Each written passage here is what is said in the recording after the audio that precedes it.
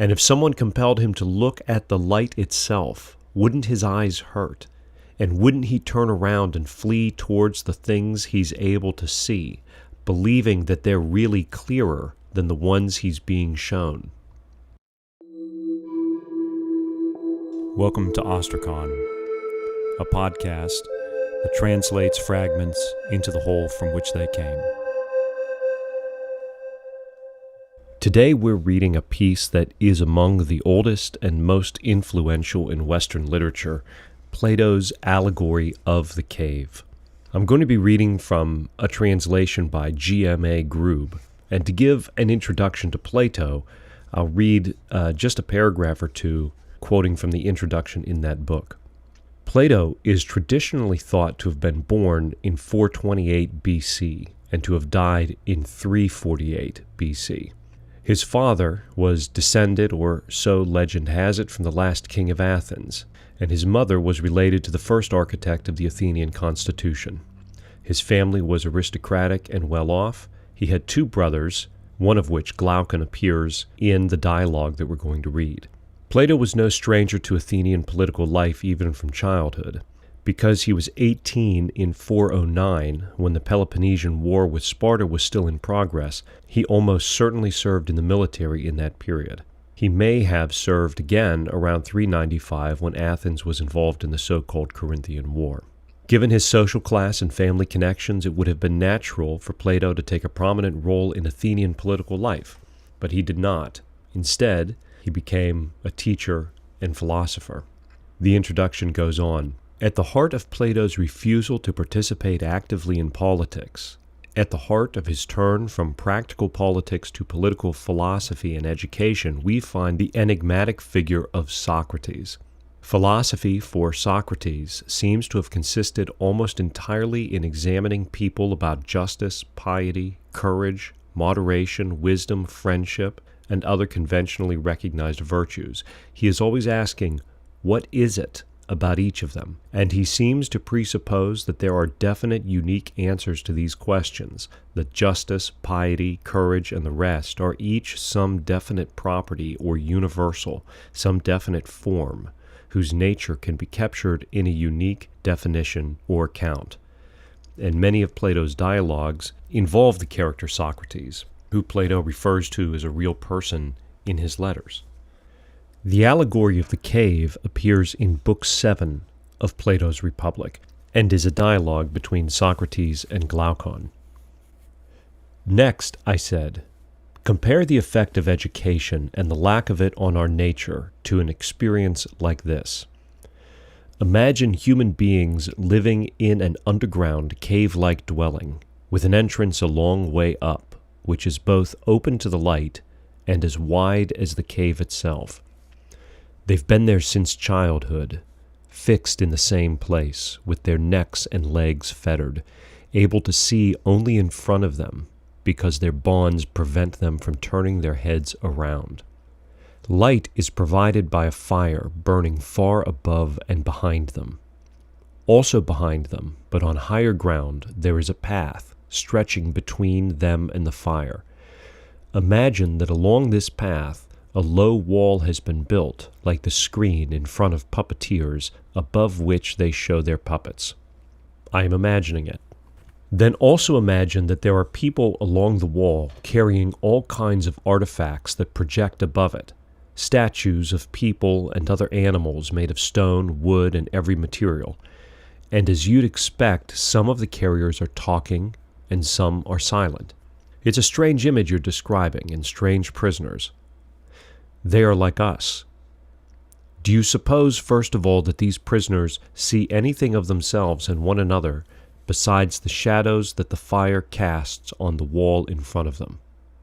How could they, if they have to keep their heads motionless throughout life? What about the things being carried along the wall? Isn't the same true of them? Of course. And if they could talk to one another, don't you think they'd suppose that the names they used applied to the things they see passing before them? They'd have to. And what if their prison also had an echo from the wall facing them? Don't you think they'd believe that the shadows passing in front of them were talking, whenever one of the carriers passing along the wall was doing so? I certainly do. Then the prisoners would in every way believe that the truth is nothing other than the shadows of those artifacts. They must surely believe that. Consider, then, what being released from their bonds and cured of their ignorance would naturally be like if something like this came to pass. When one of them was freed and suddenly compelled to stand up and turn his head, walk, and look up towards the light, he'd be pained and dazzled and unable to see the things whose shadows he'd seen before. What do you think he'd say if we told him that what he'd seen before was inconsequential, but that now, because he is a bit closer to the things that are and is turned towards things that are more, he sees more correctly?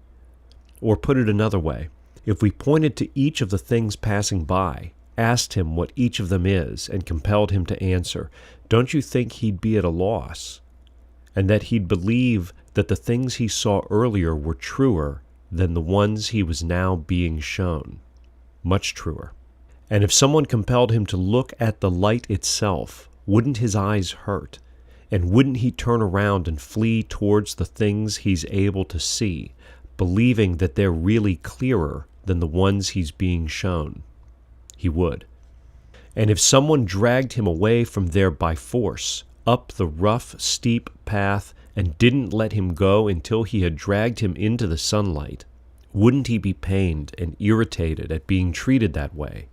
And when he came into the light, with the sun filling his eyes, wouldn't he be unable to see a single one of the things now said to be true? He would be unable to see them, at least at first. I suppose, then, that he'd need time to get adjusted before he could see things in the world above. At first, he'd see shadows most easily, then images of men and other things in water, then the things themselves. Of these, he'd be able to study the things in the sky and the sky itself more easily at night, looking at the light of the stars and the moon than during the day, looking at the sun and the light of the sun. Of course. Finally, I suppose he'd be able to see the sun, not images of it in water or in some alien place, but the sun itself in its own place, and be able to study it. Necessarily so. And at this point, he would infer and conclude that the sun provides the seasons and the years, governs everything in the visible world, and is in some way the cause of all the things that he used to see. It is clear that would be his next step. What about when he reminds himself of his first dwelling place, his fellow prisoners, and what passed for wisdom there? Don't you think that he'd count himself happy for the change and pity the others? Certainly. And if there had been any honors, praises, or prizes among them for the one who was the sharpest at identifying the shadows as they passed by, and who best remembered which usually came earlier, which later, and which simultaneously, and who could thus best divine the future, do you think that our man would desire these rewards, or envy those among the prisoners who were honored and held power? Instead, wouldn't he feel with Homer that he'd much prefer to work the earth as a serf to another, one without possessions, and go through any sufferings, rather than share their opinions and live as they do? I suppose he would rather suffer anything than live like that. Consider this too.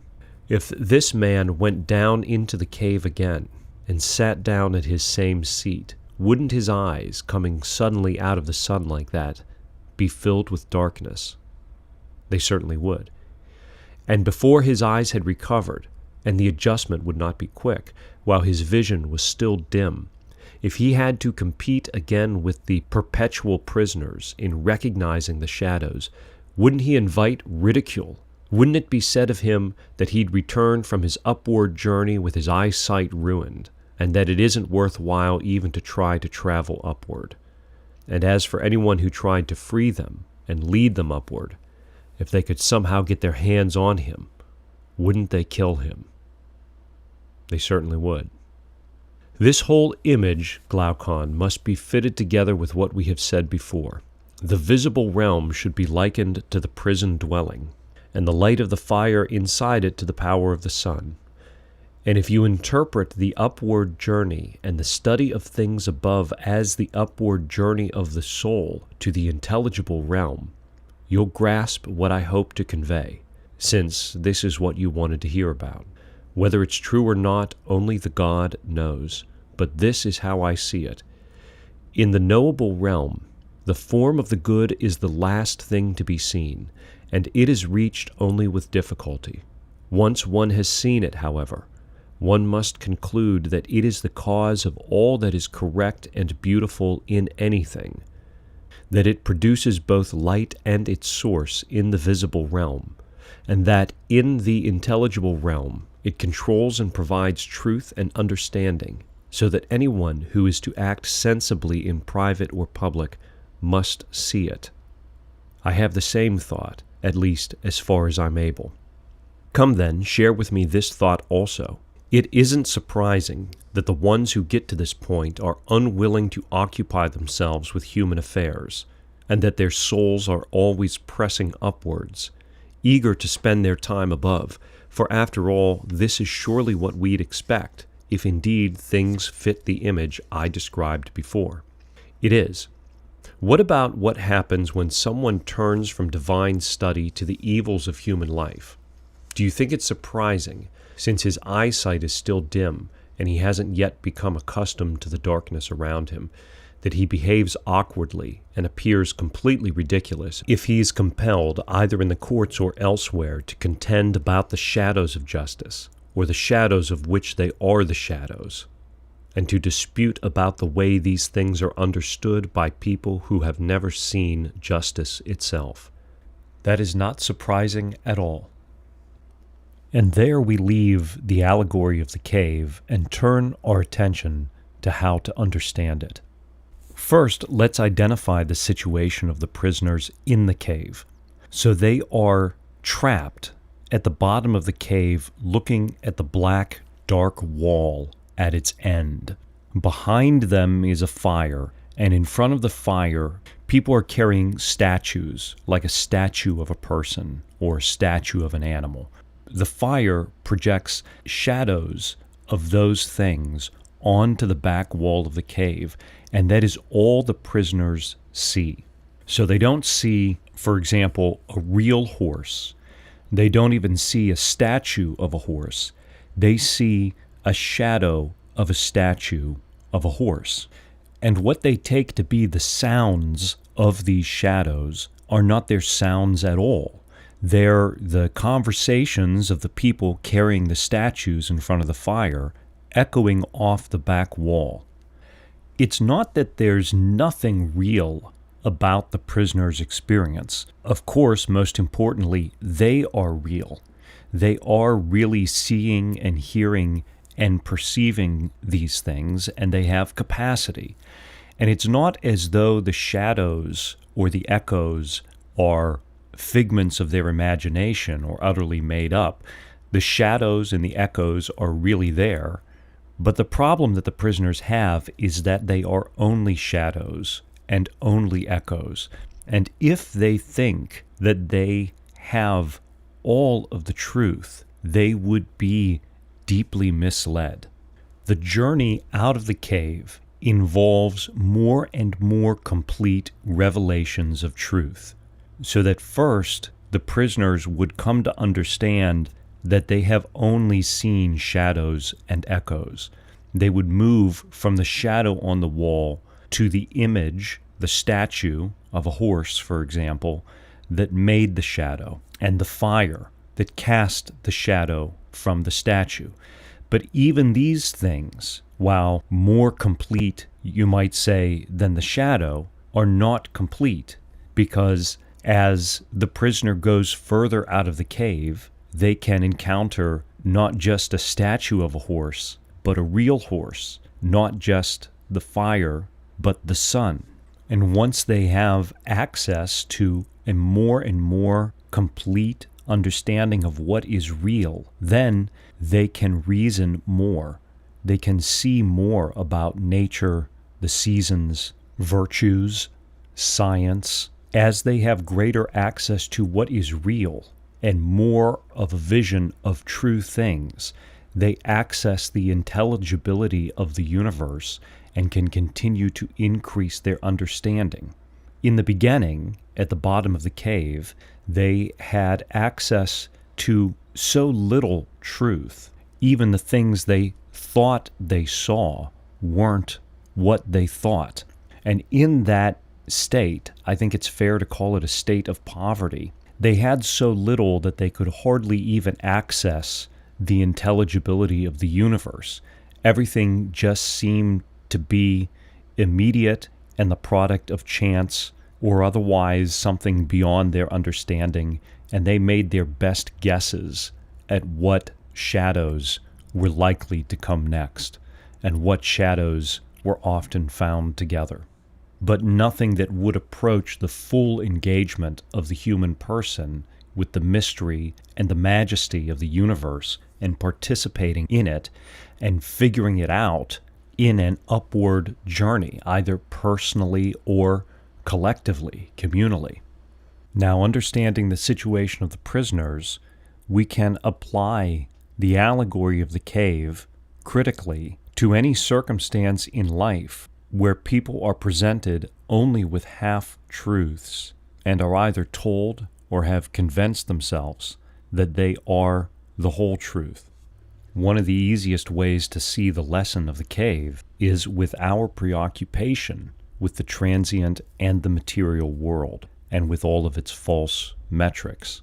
So, for example, worldly power, material wealth, temporary pleasure, items and experiences like this can either be actually false in the sense that they are transient, they end, they're not eternal, or are just the product of made-up systems.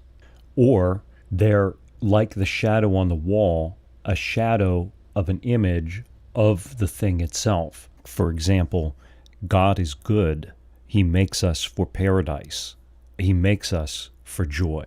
But the temporary and transient pleasures of this life, especially if they're selfish, or especially if they are nothing more than distraction to pass the time, then they're a shadow of an image of that actual joy, that actual paradisial intent. They may even be motivated by an interior hunger for that true thing that exists out there as our destiny. But if we do not direct ourselves and dispose ourselves towards the real thing that is the source of the hunger, then you are left with the distractions, you're left with the transient shadows. It reminds me of Augustine, who observes that all people desire to be happy, and posits that being happy is getting all you want, but wanting only the things you should. He posits also that the desire for happiness necessarily involves a desire for immortality. I think also of Thoreau in Walden, where he says, "As if you could kill time without injuring eternity." The allegory of the cave envisions the move beyond these transient and material things and half-truths into an ever-growing, increasing sphere of knowledge and experience and possibility that results from having a more complete view that has more of the truth. Now, there are three interesting observations in the cave related to this transition. The first one, the prisoners are not only living in a world of shadows and echoes, but they are falsely judging themselves based on the falsities that they have accepted as true. You notice how the story imagines that they would have prizes or awards among themselves as to who was the best at guessing what images might come next. It makes me think of the little prince who goes from planet to planet and encounters grown-ups who say that they are concerned about matters of consequence. For example, as they're counting their money, or maybe even as they're trying to fix an engine to save their lives. what is of consequence. The material world is full of these false metrics, and the world, so to speak, would love it for us to apply them to ourselves and to others, because the more we measure ourselves by the world, the more invested we become in it, the more we would reaffirm the half-truths that make it up. Consider for a moment that someone has put these prisoners there. They didn't tie themselves up. And until there is some form of escape, whether it's by experience, actually seeing more, whether it's through the exercise of reason or through the influence of another, until the point of escape from the cave, we can hardly blame them for being misled into thinking that what they can see is everything. Second, notice that the path out of the cave is hard. Not only is it rocky and steep to get up towards the light and past the fire, but it's hard on the eyes of the prisoner because their eyes are so used to the darkness and to the shadows that they're dazzled. It's hard to see. At first, they cannot discern forms. It takes time. At first, they might think that they were better off where they were, where everything appeared to make sense. But in time, and when they persevere in the difficulty, their eyes adjust and they're able to see more. It takes even longer once they're all the way out of the cave and into the sun, where they see the real objects in the world above, not even the statues below. But in time they can see them. In time they can see the sun itself, and then they can see the intelligibility of the universe and begin to learn things about it that are unseen. So though it is difficult, if they have fortitude, they come to perceive more truth, and then even to perceive beyond what can be seen with the eyes. I think of Paul on the way to Damascus, who was given blindness with revelation and had to be put into the care of those whom he persecuted. I think also of the Israelites in the desert after the exodus from Egypt, when they said to Moses, "Why did you bring us out here to starve in the desert? It would be better to go back and be slaves again." Third observation, once a person has come to see these truths, they can't go back. In fact, the allegory imagines them trying to go back and it being very difficult for them. Having been in the light, their eyes aren't used to the darkness. They can't compete at the old games and the false metrics, and the other prisoners would find them ridiculous. They would say, "Your journey up into the light has blinded you." But this makes sense, because why would we return to half-truths after seeing the rest? It makes you think of the example of the saints. Francis living in poverty, martyrs giving up their lives rather than deny their faith. There are these mountaintop examples of those who cannot go back after seeing the truth. But you can get a glimpse of this in anyone who has decided to live their life based on what actually matters and to not subscribe to false metrics. Someone who has bought entirely into the material world would think them silly because their priorities would seem out of order. They're not concerned about the same things. They might even call them ridiculous, as do the prisoners in the allegory. Think of our artists. Think of our teachers. Think maybe of someone who changed your life, someone who could have been doing something else utterly selfish if they had ascribed to the material world, and they wouldn't have had time for you, but their priorities were different. Think of professionals who give their services to the poor who cannot pay them because, for example, they believe that everyone's dignity entitles them to health, or that everyone should have equal access to the rule of law. Think of anyone who elects over their own comfort or pleasure to serve someone else. Think of those who are trying to get the prisoners out of the cave. And let's think about this for a minute, because in the allegory, they don't want to go. And why would they? They don't know anything about the things that they have not seen. Plato even posits that if someone came down to the prisoners to tell them about the outside world, they would kill that person. One can't help but think of Christ, who comes 380 years after the cave is written. Nonetheless, many of the examples that we gave a moment ago are ways of interrupting a world of half-truths, beauty, service, and reason, or maybe said otherwise, the true, the good, and the beautiful. Imagine if someone could bring back a beautiful, colorful, three-dimensional item from the real world. It would be evidence to the prisoners that the shadows were not all. We talked a moment ago about the penetrating experience of having someone love us, almost the mortifying experience of being loved. And when someone does something utterly unselfish to help us instead of themselves, it demonstrates a whole other world that is out there.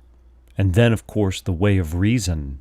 What if the prisoners had asked themselves, why can't we turn around? Why can't we move? Isn't my body made to move? Why should these shadows move if I cannot?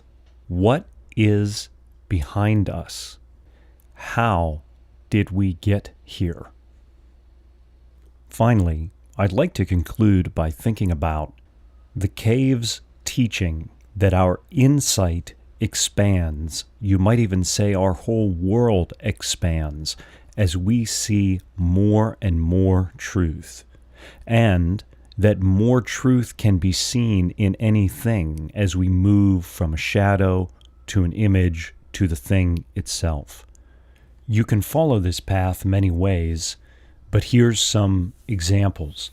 Thinking first of a piece of art that is beautiful to perceive, but then moving into the question of what it means, why it should mean anything at all, how something can have an ultimate meaning, and how we can communicate with one another, and why should anything be beautiful.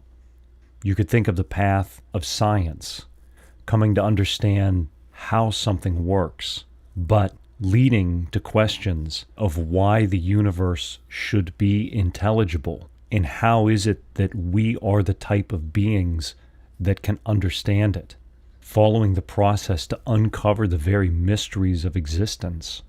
Now let's go a step further. Think of the person of Christ. Think of him dying on the cross, seemingly absolutely powerless. But what if this is just one view of a truth that has infinite sight lines, that this death would change the nature of death, that this body would change the nature of what it means to be embodied. Think of the Trinity. As C.S. Lewis said, a cube seen in 2 dimensions is a square. A sphere seen in 2 dimensions is a circle. As we know, either seen in 1 dimension is a line. But can we glimpse the idea of a being who, being love itself, that one being's instantiation is relational? Now think of the human person. Are we a sack of meat? Are we a shadow and an echo that is transient and then gone? But if so, what of love, sacrifice, selflessness, beauty, reason, intelligibility? Where do these things come from? What if we can glimpse the fuller truth of being capable of love because we are in the image of love itself? Can we glimpse the image of a God who has dwelled in our body, who has made our body sacred, who dwells in us now, as we say, in our bodies, the temples of the Holy Spirit? Can we follow this out of the cave to glimpse a truth that persons cannot be commoditized, but are in fact the temples of God? And what would that mean for how we treat them? And how to say that to a world that commoditizes them?